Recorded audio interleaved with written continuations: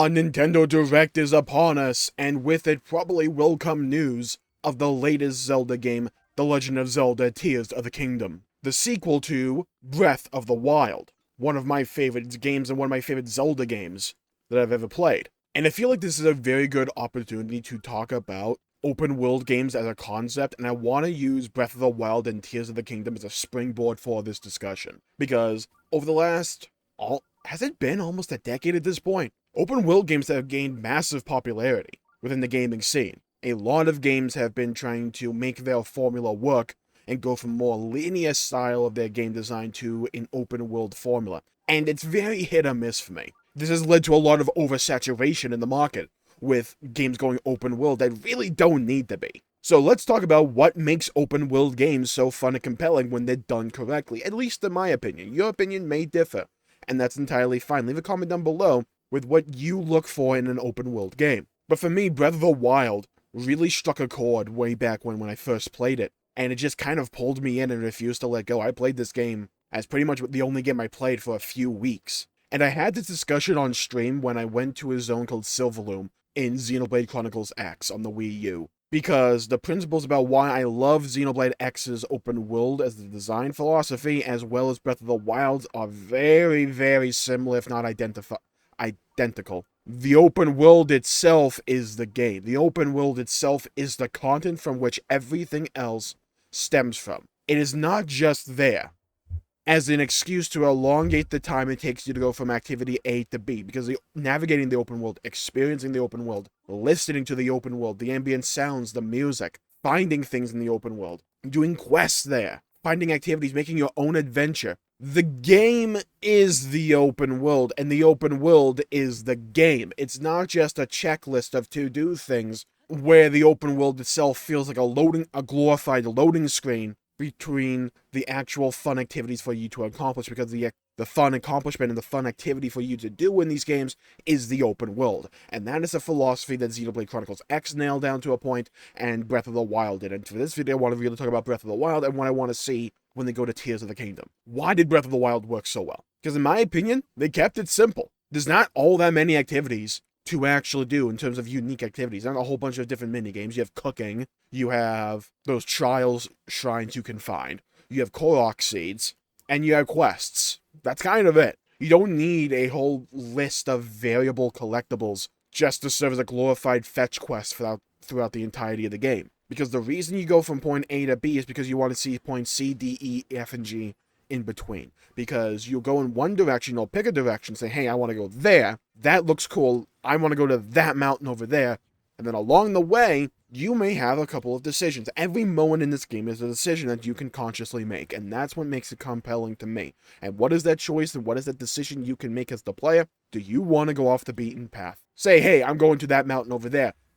But as I'm going over there, I see a group of enemies. A group of bokoblins, maybe. Over in a little ridge area, secluded by themselves with a little, almost village structure over there. I can go clear that out, maybe get some loot, maybe get some new weapons. Maybe I'm low on weapons, maybe I don't need weapons. That will inform my decision as the player that I can make, not being told or forced to go in any direction. I can make this choice myself. I can go on this own quest that I invoke, that I decide that I want to do by myself. I don't need anyone else. I don't need the game to tell me, to hold my hand and force me to go along a predetermined path. This sense of openness, this non-linearity, this sense of player agency drives the game forward at every step of the way. Hell, even take the tutorial zone. The tutorial zone is a mini open world zone, the plateau. And you can choose how to tackle it. You can choose if you want to go along the main story, if you want to go off the beaten path and maybe find some extra bokoblins to fight or get some new weapons or some new shield, bows, arrows, whatever. And that to me is a very compelling, simple game philosophy that drives this game forward. Because it's not complicated, it's simple. And it doesn't put the onus on the mechanics of the game, it puts the onus on your own sense of exploration. Because there may be some times when you just want to go from point A to point B, and you are allowed to do that. You are allowed to say, hey, there's a village over there, I just want to go to that village and see what they have for me. Maybe they got a side quest they got, maybe I can go get a horse from there. I want to go do that. And you can decide actively, I don't want to get distracted from anything else. I just want to focus on the path. And you can do that. Or, at any moment, you can change your mind and take a left or a right, go back, go forward, go in whatever direction you want, and go and explore. It's not holding you back. If you want to go to Death Mountain very early on, you can do that. You may not live, but you can go try to do it. You can go see and test your mettle and test the culmination of your experiences up to that point and form your own story. Then non-linearity is the key. Now, are there elements of Breath of the Wild that could be improved upon? Absolutely. I think the dungeons overall, well, I kind of found them a little bit more enjoyable than seemingly a lot of other people have. I didn't mind them, but they could absolutely be better. I would love to see a return to form of classic old Ocarina of Time, Majora's Mask, Twilight Princess, Wind Waker-esque dungeons populate Tears of the Kingdom. I would love to see a return to form for that. I would love to see some more aesthetic diversity when it comes to the trial shrines and all those puzzles. Maybe incorporate them into the open world itself instead of locking them away in an instance location. Or have some kind of happy medium between the two. I don't think we need as many Korok seeds. Maybe we could add a collectible or two, but we just don't have to go crazy here. I think Breath of the Wild was an excellent foundation from which a formula can be built upon. It can be iterated on. It can be expanded on, fleshed out, and made more engrossing while leaning into its strengths, understanding its flaws, understanding its problems, and building off of that. Because Breath of the Wild is not a story-heavy game. Zelda games can be pretty story-heavy, but they don't have to be. They can be very simplistic in their overall narrative. And Breath of the Wild was on and off with that. It really focused on telling its narrative through various vistas or narrative cutscenes that you could find in the open world through flashbacks. And it was bookended by a lot of story-heavy moments in its introduction and after you get to Hyrule Castle, which you can go to whenever you want, by the way. So the end point of the game is always just right there for you to choose to do if you want to. Or you can build out your stamina, you can build out your HP points, you can go cook a whole bunch of different food, equip yourself. The customization, the preparation, the itemization. It's all culminates in a really cool experience that has you constantly thinking about what your loadout is at any given moment, how you can tackle any given challenge in a unique way because of the tools that you have through the work of your preparation at any moment in time. It's a very personalized and very unique experience because any two playthroughs of Breath of the Wild are not going to be the same. And you can always just boot up the game, pick a random direction, and just say, I want to go explore over there today.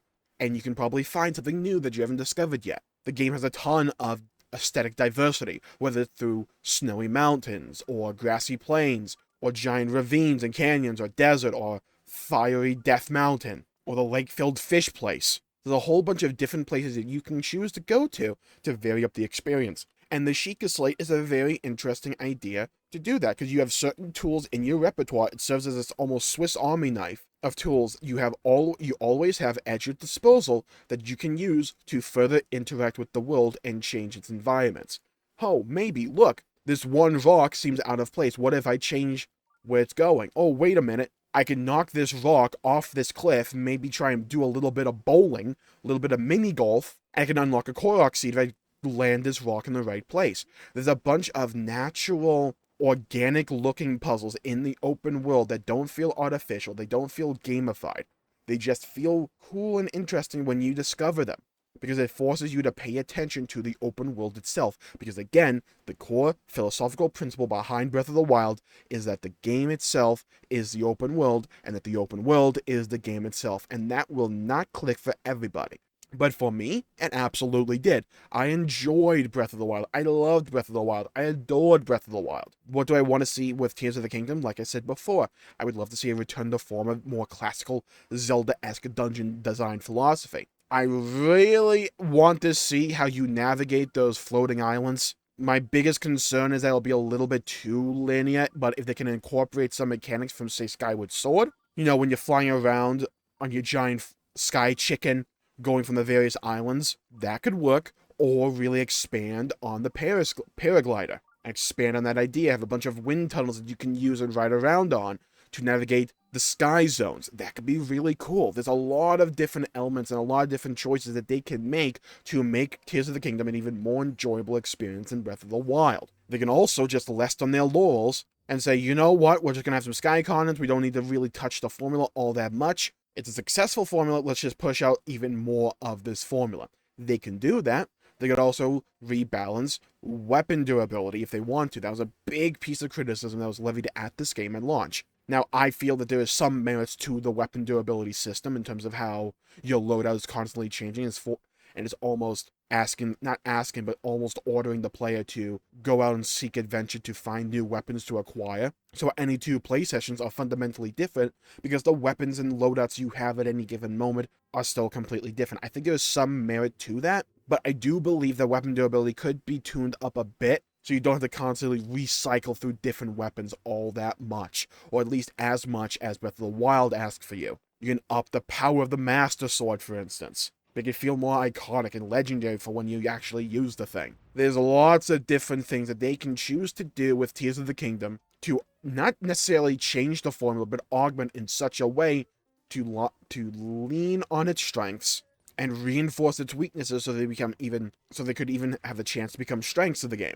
So yeah, those are my thoughts on Breath of the Wild and Tears of the Kingdom. I'll be really looking forward to seeing what we actually get and what we're actually shown tomorrow at the Direct. There's a chance we're not shown anything about Tears of the Kingdom. I think it's a low chance, but there's still a chance to be had there. And those are also my thoughts on open world game design philosophy as a whole. What I love with the open world games that grip my attention and refuse to let go tend to be the ones that are more organic in its playstyle and that lean on the strengths of it being an open world, instead of having that open world just feel like a glorified loading screen between objectives that you actually want to do. Make the open world an organic part of the game, make it be the game, and I feel that's where open world games really can shine, is when that open world grabs you and you want to go explore. Where just walking around that open world can be a fun and enjoyable activity because the world itself is so gorgeous to look at and so fun just to walk around in. And you can have multiple different modes of transportation. Breath of the Wild gives you the horse, which is a very nice piece of customization. You can get a giant boost with your glider. There's multiple ways that Breath of the Wild gives you different advantages and different ways to interact with its formula and its kit as you progress the game, as you choose to go to different locations. That is another design philosophy that I hope to see brought forward into Tears of the Kingdom. Because choosing to go to the bird place and getting that super jump paired with the glider, crisp. It made navigating the open world so much more enjoyable to me, because it opened up so many different pathways that you can use and that you can interact with this world with. I would love to see a more fleshed out version of that idea, especially since we're having those sky islands. Lean into that. Let me jump even higher in the sky. Let me glide even farther. Give me more speed when I'm doing that. Hell, Breath of the Wild in the DLC gives you a freaking motorcycle. That's cool. Keep doing wild, wacky stuff like that. Allow me to interact with the world in various ways and just have fun with it. Be imaginative. Don't feel like you have to be grounded in your ideas and that the game has to just be a glorified walking simulator. You can have multiple different interactive ways to interact with the world through various puzzles or through various gameplay mechanics of the Sheikah Slate or through various vehicles that we can utilize in different ways to get to different places in different ways. Let me feel like progression in the game isn't just a matter of seeing a number go up, but the experiences that I have throughout the game make me a smarter player and understand how I can interact with the world in different ways. Make that feel like a form of progression, because it was in Breath of the Wild, and I feel like it can be again in Tears of the Kingdom. So I'm going to call the video there for the day. Thank you all for tuning in. My pleasure making the video. If you enjoyed it, please leave a like and subscribe. It really helps the channel out and helps more future content, and I greatly appreciate it. Stay safe out there, buddy. Have a great day. Make sure to hit the bell icon to be notified when I upload in the future, and don't forget, I will be streaming my reaction to the Nintendo Direct live on my YouTube channel, youtube.com/Jmulls Gaming or youtube.com/@Jmulls. Have a great day. I'll see you all next time. Go play some video games. Be safe. Have a great evening. Bye-bye, everybody.